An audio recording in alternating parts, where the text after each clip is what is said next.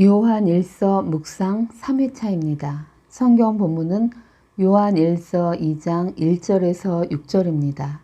나의 자녀들아, 내가 이것을 너희에게 쓰면 너희로 죄를 범하지 않게 하려 함이라.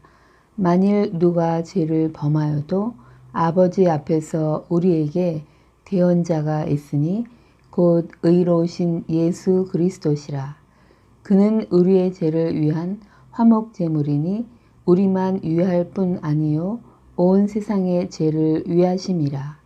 우리가 그의 계명을 지키면 이로써 우리가 그를 아는 줄로 알 것이요 그를 아노라 하고 그의 계명을 지키지 아니하는 자는 거짓말하는 자요 진리가 그 속에 있지 아니하되 누구든지 그의 말씀을 지키는 자는 하나님의 사랑이 참으로 그 속에서 온전하게 되었나니 이로써 우리가 그의 안에 있는 줄을 아노라.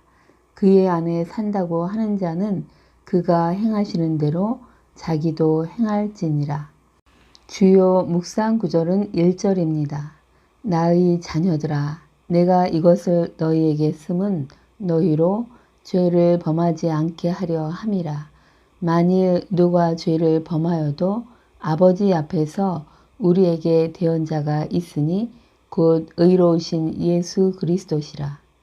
제목, 대언자 예수를 아는 자로 살라. 요한은 생명의 말씀이 나타났음을, 즉 성육신을 전하며 이를 전하는 이유가 자신들과 교제하기 위해서임을 밝히면서 그 교제는 하나님 아버지와 예수 그리스도와 함께 가지는 교제임을 말했습니다. 그는 생명의 말씀이신 예수 그리스도께서 들은 것을 전했는데 그것은 하나님은 빛이시고 어둠이 조금도 없으시다는 것입니다. 그 빛 대신 하나님과 교제하는 데 방해가 되는 죄를 언급했습니다. 우리의 죄된 본질과 어두운 행실, 또 죄의 회개를 말하며 이런 우리가 하나님과 올바른 관계를 맺고 교제하고 성도와도 교제해야 함을 말했습니다. 오늘 본문은 우리의 죄에 대한 대언자 예수 그리스도와 그를 아는 것의 의미를 언급합니다.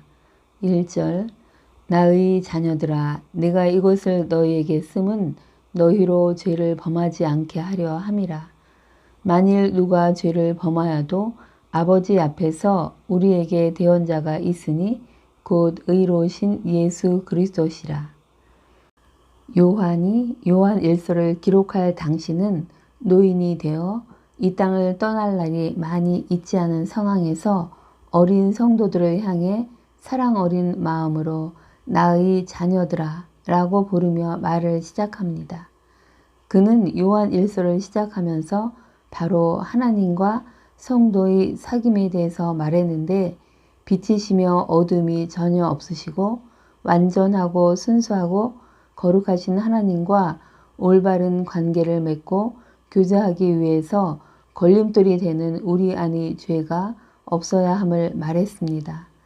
하나님께서 죄에 대해서 정죄하셨고 또 죄는 예수 그리스도께 크나큰 고난과 고통을 안겨주었으며 복음의 명예를 실추시키고 악한 양심으로 인도해가며 또 하나님과의 관계에 의심을 불러일으키고 대화의 통로를 막으며 또 절망의 구렁텅이로 이끌어 드립니다. 죄된 삶을 산다는 것은 우리가 하나님의 통치를 받지 않는 것을 의미하며 하나님의 뜻이 우리 삶의 중심에 있지 못하다는 것을 의미합니다. 죄를 짓지 않는 최선의 대책은 경건한 삶을 사는 것입니다. 하나님을 늘 생각하며 어떻게 하면 하나님께 영광을 돌릴 수 있을까를 생각하며 하나님을 영원토록 즐거워하는 것입니다. 요한은 죄를 지으면 안 된다는 것만 말한 것이 아니라 위로와 소망의 말을 합니다. 죄를 범하여도 하나님 앞에서 우리의 대언자가 있다는 것입니다. 여기서 앞에서는 얼굴과 얼굴을 함께 대하고 있다는 뜻이고 대언자는 다른 사람을 대신해서 청원해 주는 사람으로 의로우신 예수 그리스도께서 재판장이 되시는 아버지의 얼굴을 언제나 대면하고 서서 하나님을 믿고 신뢰하는 우리의 문제를 가지고 우리를 대신해 아버지 앞에서 변호해 주고 계시다는 것을 말합니다. 주님은 하나님 앞에 서서 제가 이들의 죄악에 합당한 벌을 이미 감당했으니 이들의 죄를 용서해 주심이 마땅합니다. 라고 대언하실 것이라는 것입니다. 2절 그는 우리의 죄를 위한 화목제물이니 우리만 위할 뿐 아니요 온 세상의 죄를 위하심이라.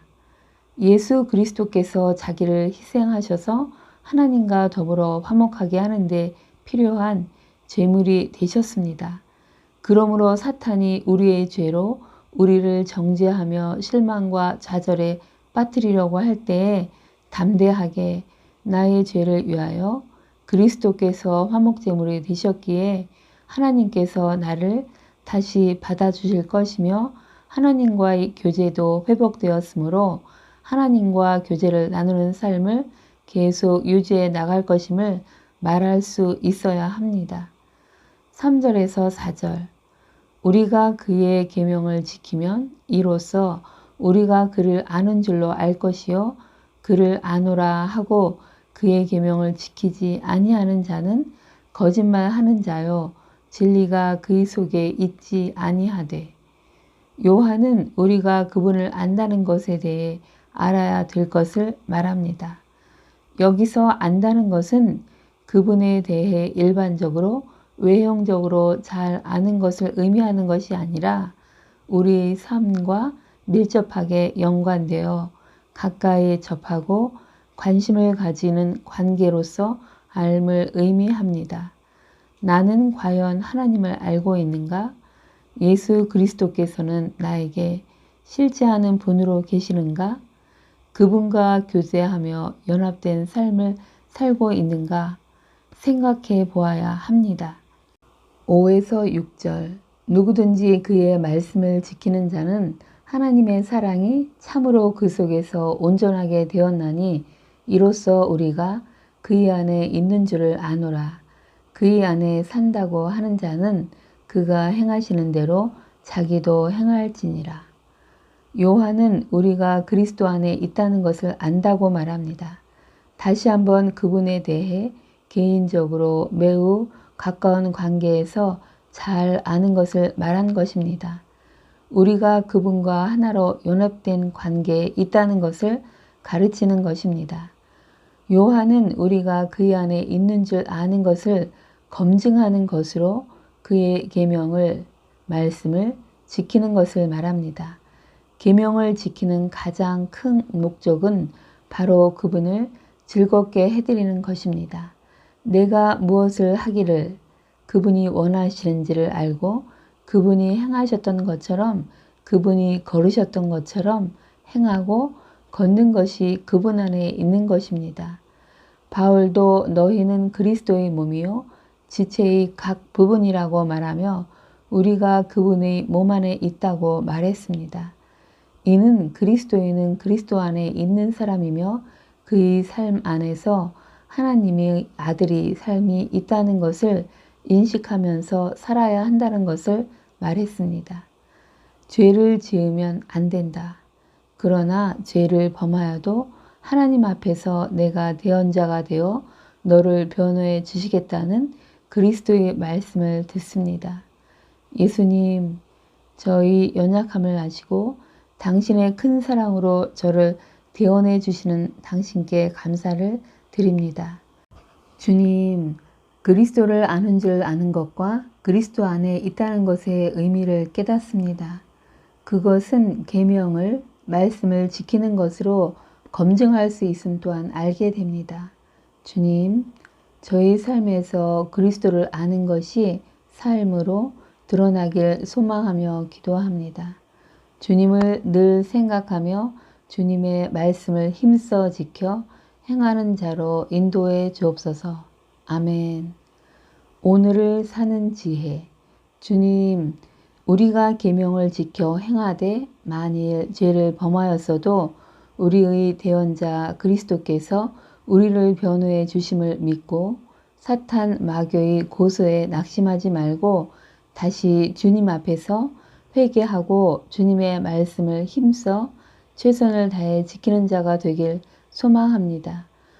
오늘은 나의 대언자, 변호자이신 예수 그리스도의 희생적인 사랑을 감사하며 그리스도 안에서 그리스도를 아는 자로 사는 날입니다. 계명을 지키는 날입니다. 내가 범하는 계명이 없나 점검하고 오늘은 반복해서 범하는 그 죄를 끊어내고 겸손하고 온유한 자로 살길 축복합니다. 아멘. 기도 제목. 오늘은 중보 기도를 하는 날입니다. 믿음의 교우, 순원들, 친구나 친지들의 어려움을 주께 올려드리고 또 내가 몸담고 있는 교회의 기도 제목을 찾아보고 마음을 담아 기도하시면 좋을 듯 합니다. 감사합니다.